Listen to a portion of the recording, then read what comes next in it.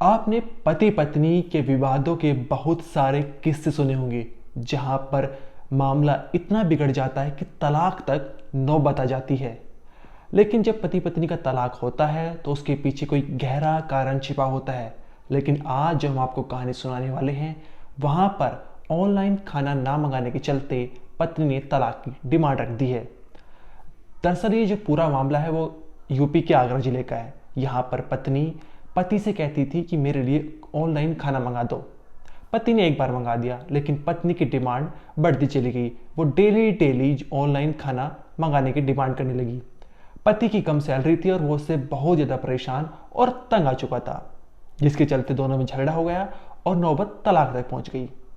क्या है पूरी कहानी, आज हम आपको इस वीडियो में बताएंगे। नमस्कार, मेरा नाम अनिरुद्ध और आप देख रहे हैं क्राइम तक। ये जो पूरा मामला है वो यूपी के आगरा जिले का है। यहाँ पर पति पत्नी की जो शादी है वो साल 2024 में हुई थी। पति पत्नी के क्या नाम है वो हम आपको बता नहीं सकते क्योंकि ये उनकी पर्सनल इंफॉर्मेशन है। लेकिन जब दोनों की शादी हुई तो स्टार्टिंग में सब कुछ अच्छा चल रहा था, दोनों खुशहाली भरा जीवन जी रहे थे। एक दिन अचानक क्या है, पति का जो मूड है वो अच्छा होता है, वो अपनी पत्नी और अपने लिए बाहर से खाना ऑर्डर कर देता है। दोनों साथ में बैठकर खाना खाते हैं। लेकिन पत्नी को जो बाहर का खाना अच्छा लगने लगता है, उसे स्वाद जो है वो उसके मन में चढ़ जाता है और वो डेली डेली बाहर से ऑनलाइन खाना ऑर्डर करने की डिमांड करने लगी। अपने पति से कहती कि मैं खाना नहीं बनाऊंगी, आप बाहर से खाना मंगा लीजिए।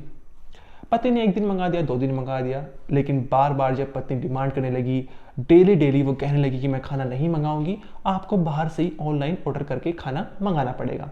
तो पति बहुत ज़्यादा परेशान आ चुका था। स्टार्टिंग में उसने अपनी पत्नी को समझाया कि हमारी इतनी सैलरी भी नहीं है और तुम अगर बाहर का डेली डेली खाना खाओगे तो तुम्हारा जो स्वास्थ्य है वो भी खराब हो जाएगा, यानी दवाई गोली का भी खर्चा आएगा। तो पहला खाना जो बाहर से मंगाया उसका खर्चा और फिर स्वास्थ्य खराब होगा तो तुम्हारी दवाई गोली का खर्चा, इसलिए बाहर का खाना अवॉइड कर दो। किसी एक आध दिन हमने बाहर से खाना मंगा लिया तो चलता है, लेकिन डेली डेली ऐसा नहीं हो सकता, तुम घर पर खाना मंगा लो। लेकिन पत्नी ने जो है वो पति की एक बात ना सुनी। वो बार बार अपने पति से डिमांड करती रही कि मुझे बाहर से ही खाना ला के दो, ऑनलाइन मुझे वही अच्छा लगता है, मैं वही खाऊंगी। धीरे धीरे चल करके जो दोनों में वो झगड़ा होने लगा। झगड़ा इतना बढ़ गया कि दोनों में मारपीट हो गई। इसके बाद जो है पत्नी को बहुत ज़्यादा गुस्सा आ गया और वो पति को छोड़कर मायके चली गई। पिछले 2 महीने से वो मायके रह रही है, यानी दिसंबर महीने से। इसके बाद उसने पुलिस में शिकायत दर्ज करा दी। पत्नी ने पुलिस थाने में जाकर कहा कि जो मेरा पति है वो बाहर से खाना नहीं मंगाता है और मुझसे खुद खाना बनाने के लिए कहता है। पुलिस ने कहा कि ये इनका पर्सनल मैटर है और ये जो केस है वो काउंसलिंग सेंटर को रेफर कर दिया।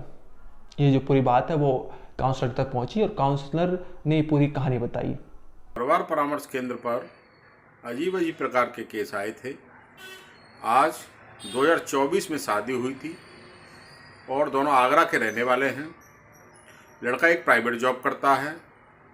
लड़के का कहना ये था कि मैंने सर ऑनलाइन एक बार खाना मंगा दिया और खाया था, हम दोनों ने मिलकर खाना खाया और मैंने बोला कि डेली डेली मंगाने से स्वास्थ्य पे भी फर्क पड़ता है और आप खुद ही बना लिया करो। और ये डेली मेरे से मांग करती है कि मेरे लिए खाना मंगा दूँ। मैं एक प्राइवेट जॉब करता हूँ, मेरे को इतनी पेमेंट नहीं मिलती है कि मैं डेली डेली खाना मंगाऊँ।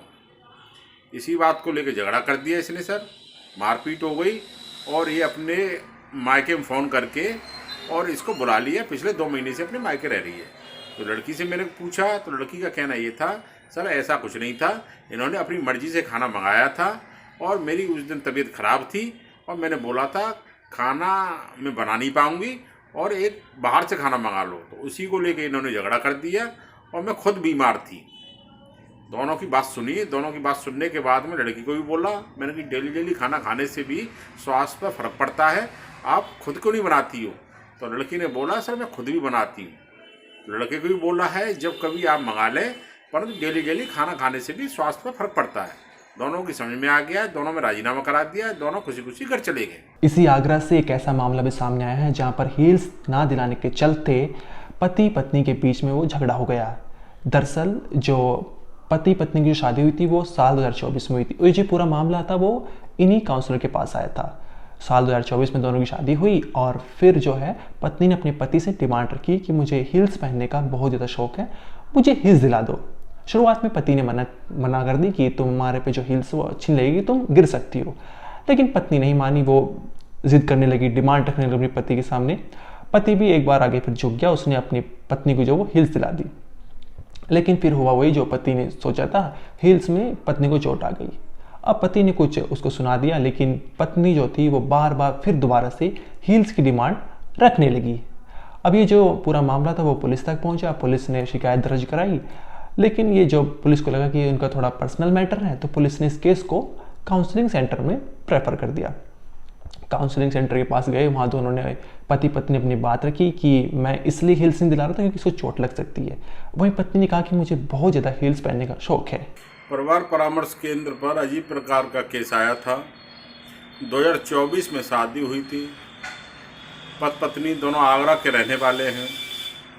पति का कहना ये था कि सर ये मेरे से गाली गलौज देती है और मेरे से बोलती है कि मेरे लिए मैं हील वाली सैंडल पहनूंगी। एक आध बार मैंने इसको पहनाया भी, ये गिर गई और इसके चोट लग गई, परंतु ये मानी नहीं। लड़की की काउंसलिंग की तो लड़की का कहना ये था कि सर मैंने इनको बोला है कि मैं ऊंची एड़ी की सैंडल लेना चाहती हूँ, परंतु इन्होंने मुझे आज तक दिलवाया नहीं है और बोलते हैं कि जब मुझे पेमेंट मिल जाएगी जब दिलवाऊँगा।